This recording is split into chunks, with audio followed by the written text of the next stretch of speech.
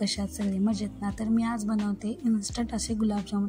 भावाचा अचानक फोन आला होता की रक्षाबंधनला येते, तर असं इन्स्टंट असं काय बनवावं, त्यासाठी ना इकडे मी सुहानाचं ना गुलाबजामुन प्रीमिक्स यूज करते। तर त्यांना व्यवस्थित बनवण्यासाठी काय काय टिप्स आणि काय काय फॉलो करावं लागणार आहे, तर ते मी तुमच्यासोबत शेअर करते। चला तर मग इथे ना मी प्रीमिक्स घेतलेलं आहे, त्याचबरोबर नाही तर मी त्यासाठी घेतलेलं आहे 1 पेलावर असं दूध। रूम टेम्परेचरचं दूध घ्यायचं आहे आपल्याला, जास्तीचं कोमट नाही घ्यायचं। त्यानंतर ना व्यवस्थित असं ना थोडं थोडं दूध मिक्स करत नाही, आपल्याला सगळा एकजीव असा डो बनवायचा आहे। त्यासाठी ना अगोदर असं लागेल तसं आपल्याला दूध यूज करायचं आहे त्यामध्ये, त्यामुळे ते व्यवस्थित असं पीठ जे आहे ना ते भिजलं जातं।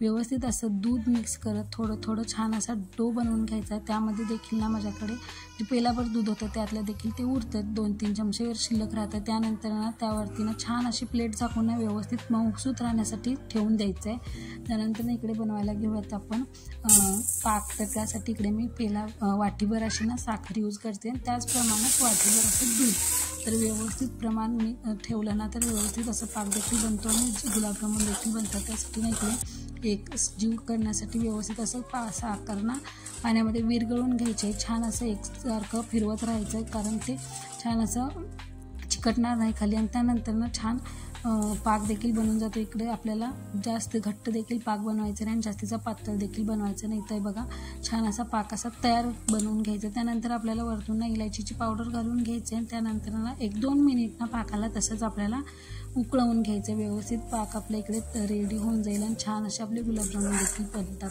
त्यानंतर ना पाक तर तयार झाला, त्यानंतर ना आपण इकडे लागूयात गुलाबजामुन बनवायला। तर गुलाबजामुन ना बनण्यासाठी ते व्यवस्थित पीठ ना असं मऊसूत होऊन जातं, त्यासाठी आपल्याला ना 1-2 मिनिट त्या पिठाला ना छान असं एकसारखं मळून घ्यायचं आहे, कारण आपल्याला जे गुलाबजामुन बनवायचे आहेत ना त्यासाठी ना क्रॅक येणार नाही, त्यासाठी आपल्याला छान एकजीव सगळं हाताला तेल तूप लावून व्यवस्थित असं सगळं मिक्स करून घ्यायचं। आणि त्यानंतरच आपल्याला त्याचे जामुन बनवायचे। जामुन देखील बनवताना व्यवस्थित असे मऊसूत गोळा करून आपल्याला ते जामुन बनवायचं आहे, कारण ना तसे जर हलक्या हाताने जर जामुन बनवले तर आपल्याला ते जामुन ना तेलामध्ये जरी टाकले ना तर ते उलून जातं। त्यासाठी ना महत्त्वाची टीप ही की जामुन बनवत असताना ना अगोदर व्यवस्थित असं पीठ ना अगोदर मऊसूर करून घ्यायचं आणि त्यानंतर छान असे ना आपले जामुन वळून घ्यायचे।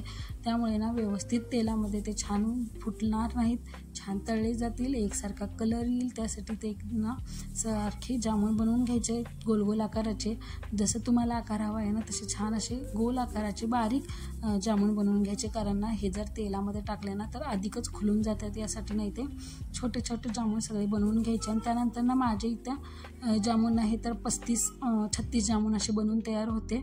तर पॉकेटवरती लिहिलं होतं 40-50 जामुन बनतात, पण 35 किंवा 36 असे छान असे छोटे छोटे जामुन बनवून तयार होतात। त्यानंतर इकडे ना तेल तापायला ठेवलं होतं मी, त्यानंतर व्यवस्थित असे जामुन आपले तळून घ्यायचे।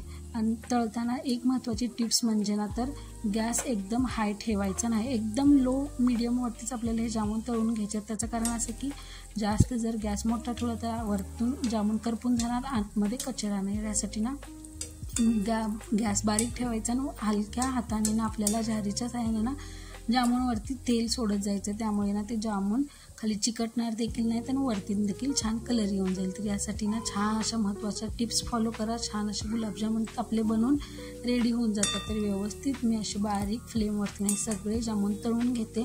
तर तुम्हाला देखील हा व्हिडिओ नक्कीच आवडेल, तुम्हाला देखील ह्या व्हिडिओची नक्कीच हेल्प होईल जामुन बनवण्यासाठी। जामुनला आपल्याला छान असा कलर आला होता। तर चला तर मग छान असे आपण जामुन तळून घेतले, त्या नक्की टिप्स फॉलो करा, त्यामुळे ना छान असे आपले जामुनला कलर येतो। छान असं जामुन तळून आतून देखील कच्चे राहणार नाही, त्यासाठी ना लो टू मीडियम फ्लेमवरती तळून घ्यायचे। मी तसंच सगळे जामुन तळून घेतले, छान असे कलर देखील आले होते। त्यानंतर आता ना हे जामुन आपल्याला पाकात टाकायचे।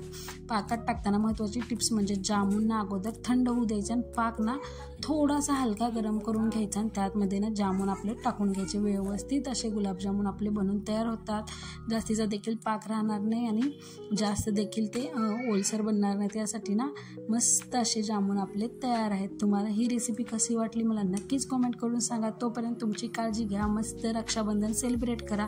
भेटूया अशाच आणखी नवनवीन व्हिडिओमध्ये, तोपर्यंत take care, tata bye bye, आणि चॅनलला सबस्क्राईब करा।